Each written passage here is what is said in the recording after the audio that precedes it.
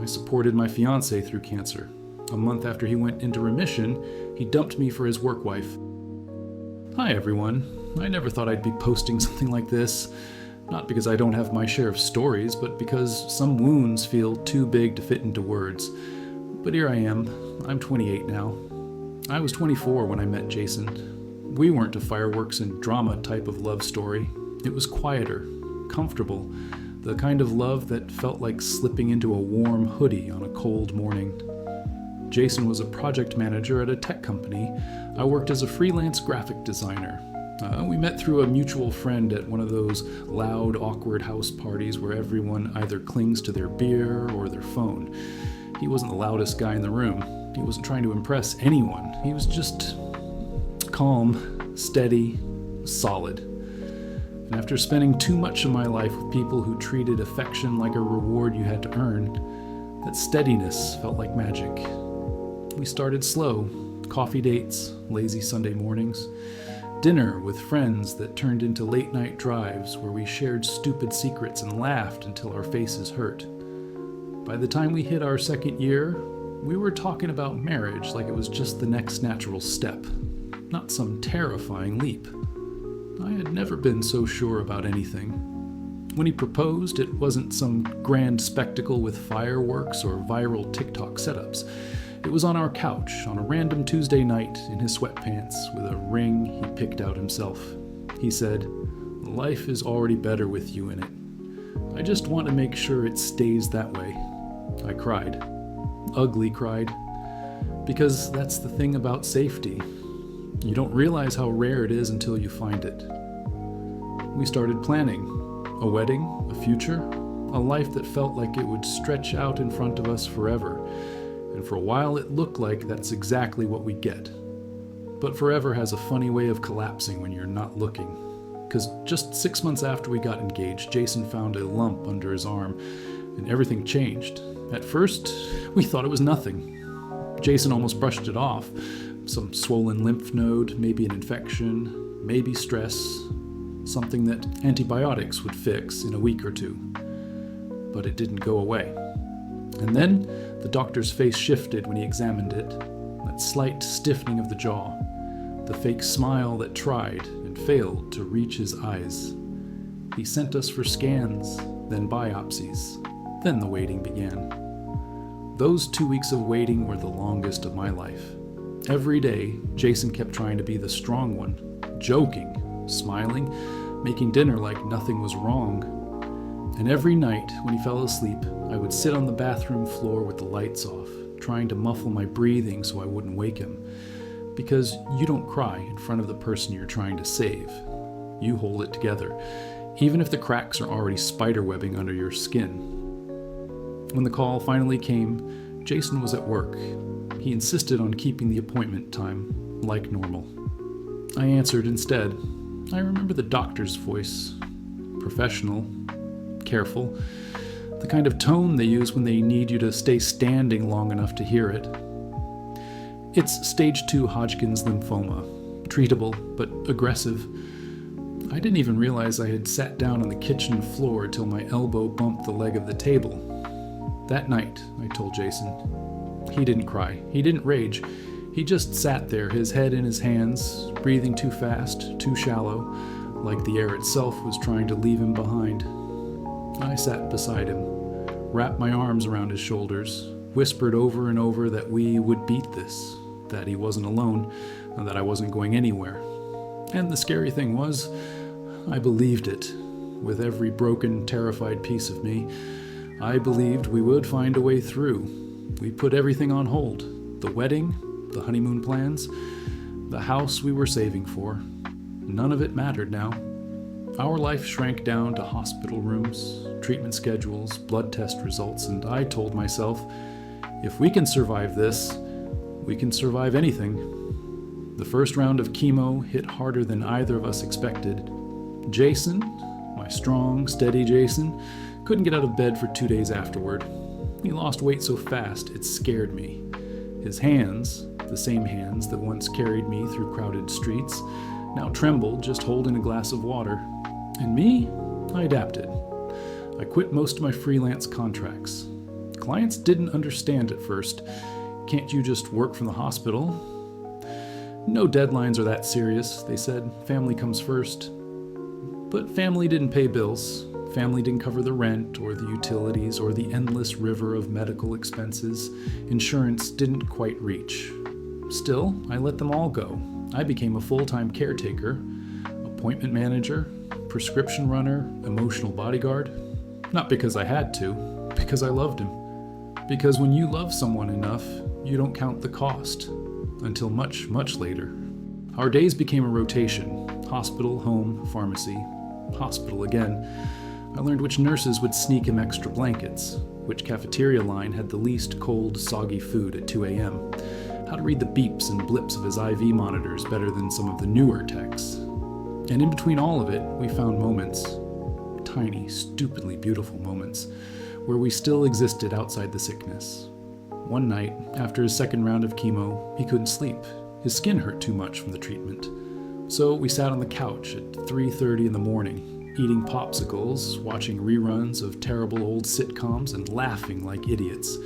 He looked over at me, pale, hollowed out, but still so very him, and said, "You're the best thing that's ever happened to me." And I believed him. God, I believed him with every exhausted, hopeful, breaking piece of my heart.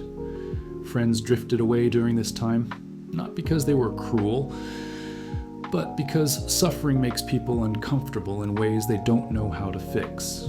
We stopped getting invited to weddings, birthdays, barbecues. It was like we were fading from the world, pixel by pixel. But I didn't care. The world could shrink to the size of our living room if it had to, as long as he was still in it. By the 4th month, we could recite the chemo side effects like second nature. We could tell if a fever was hospital-worthy just by the color of his lips. We were becoming experts in survival. And somewhere deep inside I started to believe, if we can survive this, nothing will ever break us. It happened quietly. The first good news in what felt like a lifetime of bad. Jason's scans came back better than expected. The tumors were shrinking. The doctors, those same doctors who once looked at us with practiced pity, started using words like remission and maintenance therapy. For the first time in months, the air didn't feel like it was crushing my chest. We went out for breakfast after that appointment. Nothing fancy, just a cheap diner that smelled like burnt coffee and pancake syrup, but sitting across from him, watching him poke at a sad-looking omelet with a smile that almost reached his eyes, it felt like a coronation. We started talking about the future again. Not big, dramatic plans, just little things. Maybe resuming wedding plans. Maybe taking that trip to the coast we always talked about. Maybe looking at houses again, even if it meant starting small. Maybe. That word had never sounded so sweet. But somewhere, deep under the surface, I started noticing things. Tiny cracks, small enough to ignore. Easy enough to tell myself they were nothing. Jason would snap at me sometimes. Quick, sharp words he'd never used before. He'd stay up late texting someone, laughing at his phone when he thought I was asleep. When I'd ask if everything was okay, he'd plaster on a smile so fake it almost hurt to look at and say, "I'm just catching up with people." I'm finally feeling human again. And God help me, I wanted that to be true so badly. I forced myself to believe it. He started spending more time at work too. First a few extra hours here and there, then full weekends, catching up after so much time off. I told myself it made sense. He needed to feel normal, to have something that wasn't hospitals and blood tests and medicine schedules. I encouraged it. I even packed him little lunches again, the way I used to when we first moved in together. Because that's what you do when you love someone through hell. When you hand them your heart and pray they won't forget what it cost you to give it. Looking back now, I realize those weren't cracks appearing. They were escape routes being built. Tiny, invisible ways for him to slip out of the life we fought for without having to say he didn't want it anymore. But at the time, all I saw was hope. A battered, limping, beautiful thing. And I clung to it with both hands. The distance between us grew so slowly at first I almost convinced myself it wasn't there. I'd wake up to find Jason already gone, off to the gym, or early meetings, or just needing some air. He stopped sending good morning texts, stopped calling me on his lunch breaks, stopped asking if I wanted to meet him after work. Little things, small losses, the kind you tell yourself not to take personally because he's been through so much, because he deserves space after everything, because you're so damn afraid of losing him that you become grateful for whatever scraps he still throws your way. I tried harder. I planned date nights he canceled last minute. I left notes in his car he never mentioned. I cooked his favorite meals that sat cold on the table when he texted that he was working late. Friends started to ask if everything was okay, if Jason seemed different. I laughed it off, told them he was just adjusting, told them remission was harder than people realized, told them, and myself, that we just needed time. Because love isn't about giving up when things get hard, right? It's about staying, even when it hurts, even when you're the only one trying. One night, after another lonely dinner, I sat in our bed scrolling through old photos on my phone. Pictures of us at the beach, at concerts, at stupid roadside diners on the way to nowhere. In every photo, he was touching me somehow.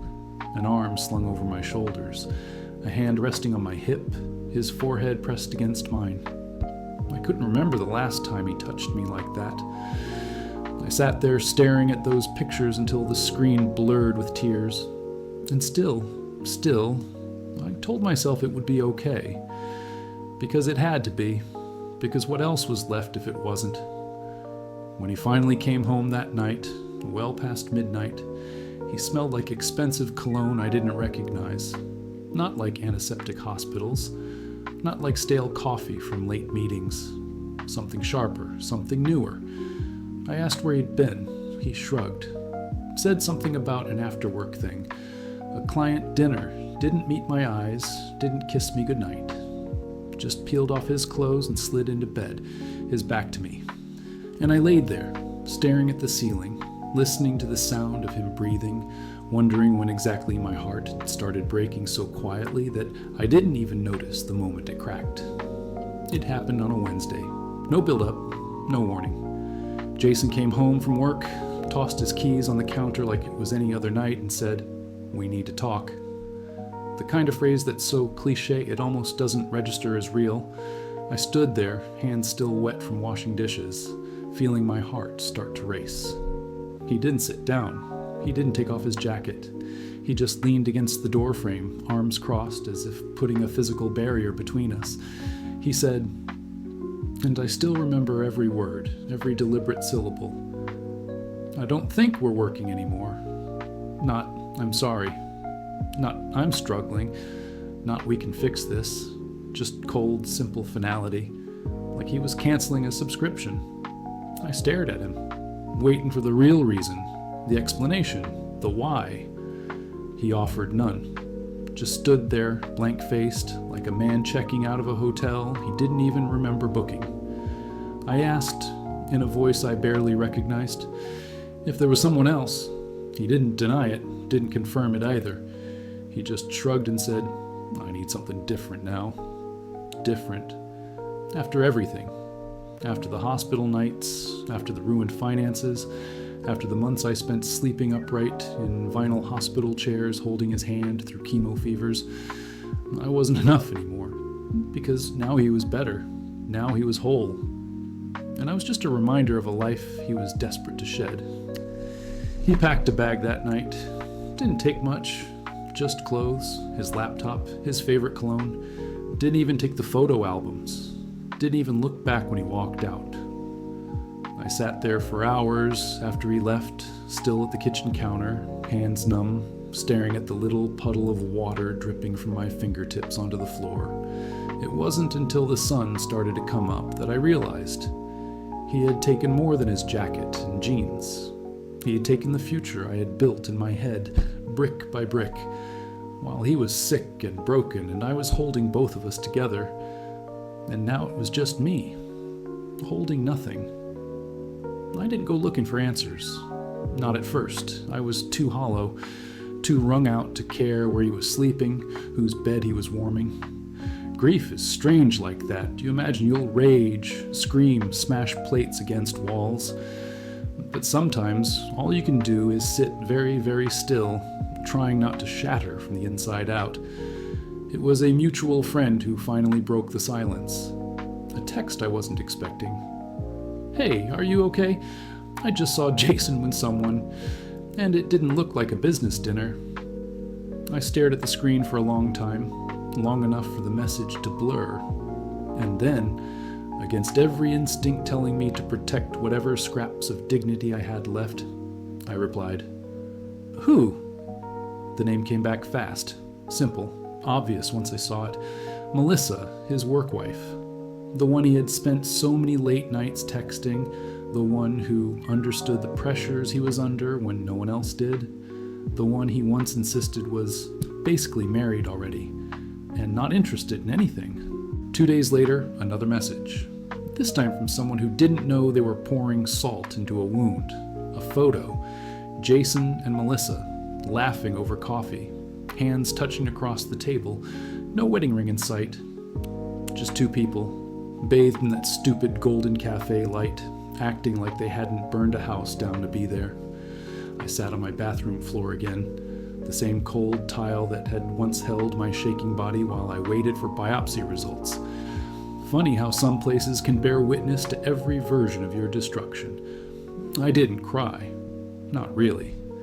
The tears came too fast, too hard to feel real. They were just noise, just another evacuation of something I didn't have room to carry anymore. For days, I floated. Did the things you're supposed to do. Returned the engagement ring. Canceled the vendors we had quietly rebooked after his remission. Boxed up the pictures, the letters, the future. Somewhere along the way, I unfollowed him on social media, blocked his number, not out of pettiness, out of survival. Because I knew, if I saw even one more curated glimpse of him smiling like he hadn't dragged me through hell, I wouldn't survive it. Not intact, anyway. That's the thing they don't tell you about heartbreak. It isn't loud. It's silent, incremental, a slow erosion of all the things you thought were permanent. And when it's finally done, all that's left is you. And the pieces. The worst part wasn't losing him. It was losing the version of myself who believed in us, the girl who sat in waiting rooms clutching his hand, who learned how to read blood panels like love letters, who whispered promises into his fevered skin. That girl died long before he packed his bag. And the one left behind? I barely recognized her. For weeks I moved like a ghost, went through the motions, paid bills, fed the cat, showered sometimes. I stopped answering calls from friends, stopped opening messages that started with "thinking of you" because I couldn't bear the kindness. Kindness felt like another mirror I didn't want to look into. Some nights I found myself replaying everything, every conversation, every fight we never had. Every moment he smiled and I believed him. I thought if I just rewound enough times I could find the second, the exact breath where it all started to rot. But it doesn't work like that. You don't notice termites while the house still looks whole. You notice them when your foot goes through the floor. I wasn't angry at first. I was ashamed. Ashamed that I hadn't seen it coming. Ashamed that I had stayed when his love started to wither. Ashamed that after all the loyalty, all the sacrifice, he had still chosen someone else over me, someone shiny and new and untouched by hospital beds and IV poles. But shame curdles, it festers. And slowly, quietly, it started to turn into something else. Not rage, not vengeance, just a simple, hard-edged clarity. I deserved better than this, better than crumbs, better than someone who only wanted me when life was fragile and needed saving, better than being the training wheels for someone else's second chance. The first real thing I did, the first act that felt like breathing again, was buying a new set of sheets. It sounds stupid, I know, but our bed had smelled like him. held the indentation of his body. Changing the sheets felt like reclaiming something. Small, silly, but mine. The second thing I did? I booked a solo weekend trip to a cabin 3 hours away. No one else, just me, a suitcase, and the decision to exist on my own terms, even if it hurt. And it did hurt. Every mile away from the life I thought we were building burned like fresh skin. But somewhere between the winding back roads and the endless stretch of trees, I realized surviving wasn't about feeling strong. It was about refusing to stay broken. The cabin wasn't magical. It didn't fix me. It didn't fill the empty spaces Jason left behind. It didn't erase the ache I still carried like a second skin. But it gave me something I hadn't felt in a long time. Silence.